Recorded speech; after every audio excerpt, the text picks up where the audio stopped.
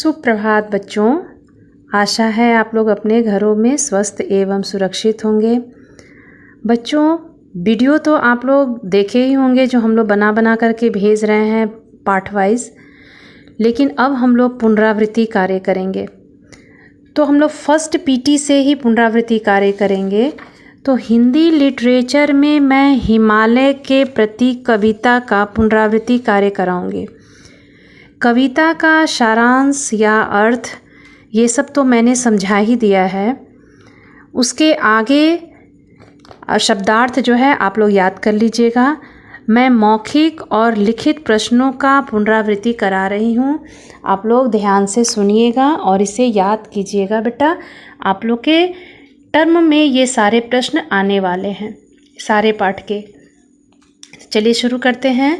मौखिक में पहला है, इस कविता में किसका गुणगान किया गया है?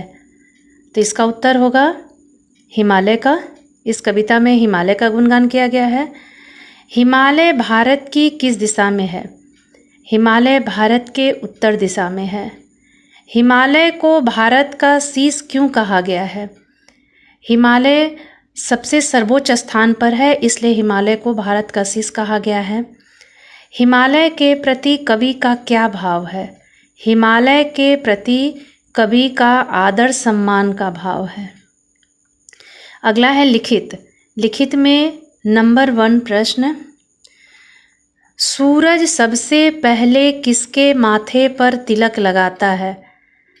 तो इसका उत्तर होगा सूरज सबसे पहले हिमालय के माथे पर तिलक लगाता है, क्योंकि हिमालय की चोटी हमारी सबसे ऊंची है और सूरज की किरणें सबसे पहले हिमालय पर ही पड़ती है।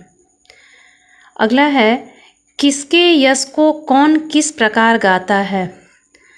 तो हिमालय के यश को सागर अपनी लहरों से गाता है। अगला प्रश्न है, नील गगन किसकी आरती सजाता है? तो इसका उत्तर होगा नील गगन हिमालय की आरती सजाता है। अगला प्रश्न है, नैनों का जल उड़कर क्या बन जाता है? नैनों का जल उड़कर बादल दल बन जाता है। अगला है, हिमालय केवल पर्वत न होकर और क्या है?